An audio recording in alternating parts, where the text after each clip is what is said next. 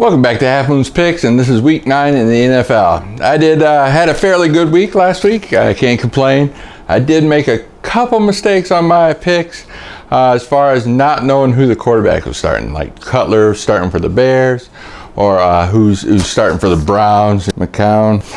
It's a couple of key factors that might have played a little bit of role. So like the Kansas City game this week, I don't know who's starting. Is it Foles or Smith? I'm just waiting and see. I'll bring, if it's a good enough pick, I'll wait till, you can check my Twitter page. That's right here. And you can, see if I pick that game as well later in the week. Usually by Saturday I do that. So let me give you the picks rundown of last week's week. My first pick, I told you to pick New England. They won and covered. The Jets was -3 on my betting site. A lot of the other betting sites was like 2.5, but I picked 3. And they pushed. The Browns again, last minute touchdown and 2-point conversion just to get to 3. Oh, jeez, that's just my luck. My third pick, I told you to pick Minnesota, and man, they just did not look good. I'll bring that later here. The fourth pick, I told you to pick Oakland. They won and covered in overtime. That was a great game, by the way. In my Twitter, I told you to pick New Orleans and Dallas. Both those two teams did win and covered as well. So let's do the rundown of my pools here. The Geo knows ATS, I'm number 1. I separated myself. I had a 9-4 week ATS, which is really good. 66-50. That's 3 games in front of the lead there. So I get a nice little gap. The straight up picks, climbing back up 7th. 69. I'm 2 games out of either, being in first top 3. So the straight up, I'm getting a little bit better on those. Trying not to pick my ATS picks on the straight up, The pick 'em shut 'em, same thing. I'm 11th, 8-4. Bridgewater's finest pick 'em, same thing. That's a point spread there. Like probably 2 games out of there. And I'm in 6th place. Moved up from I think 10th or 11th last week. The Bridgewater ATS, one guy has beaten me. So 1 game behind him. I was ahead of him, but San Diego ended up not being able to cover.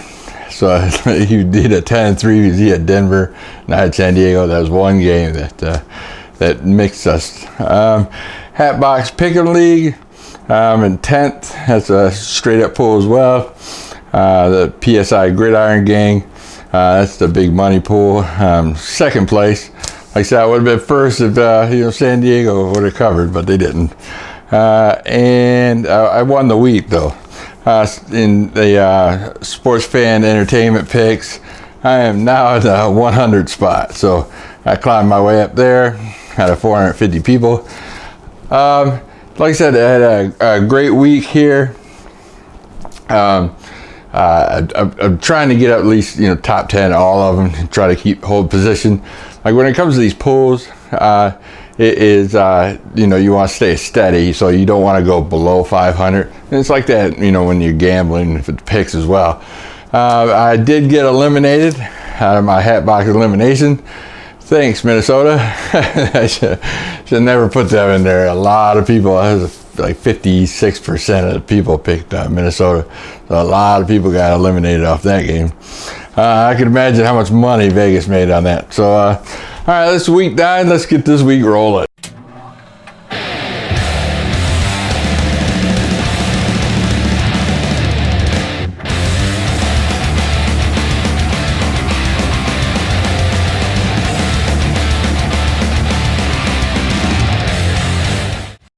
My 4th pick of the week, we got Buffalo traveling to Seattle. It is currently a 7-point spread. Buffalo, they like to stay in the game. The last 2 times they did meet in Seattle, they had won. I mean, so it's not a place where they hadn't won. Both these 2 teams are designed exactly alike.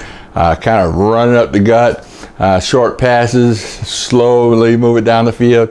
Great defenses on both ends of the field. Is it worth a 7-point spread? No, I think it's going to be close. I think the winner of these 2 teams will probably win by 3 points or less. That 7 points is just way too much for me. So take Buffalo +7. My third pick of the week, we got Detroit traveling to Minnesota. Detroit is a 6.5 point underdog. This is a back-to-back road games.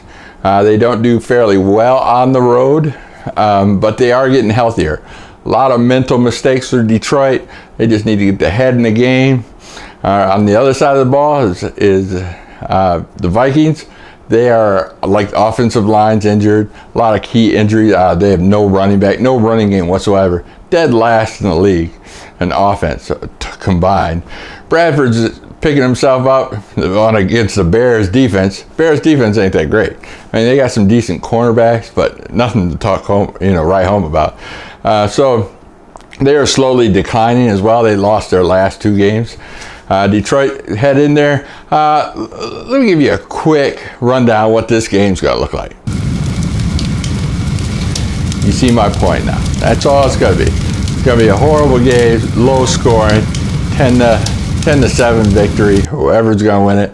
It's going to be close. If Lions get their head in the game and play well, they might win this and pull off this victory as well. And 6.5 points is just way too much, especially a divisional game where it's always close. These two teams are always close. So I'm taking Detroit +6.5. My second pick of the week, we got Tennessee traveling all the way to the West Coast to San Diego. San Diego, they made a few mistakes with a great defense in Denver. A couple pick sixes, which lost that game for them. Tennessee on a win, on an onslaught against Jacksonville at home last week. Both teams are, Tennessee's on the rise. They're 500, or are they 4-4?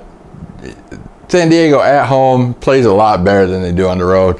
This game is at 5, so I'm taking San Diego all day long. San Diego -5.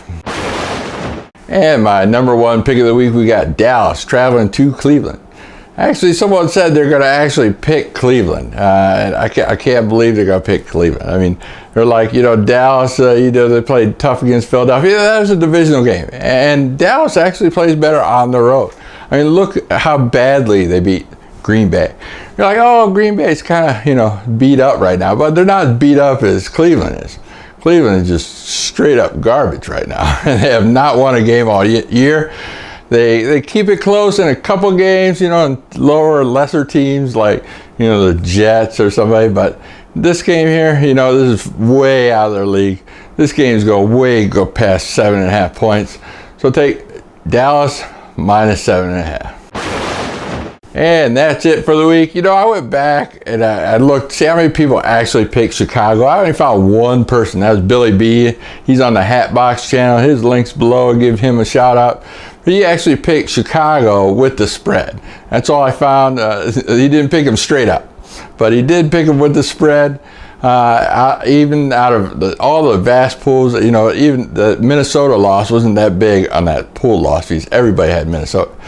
But I give him a props for that, for taking the point spread.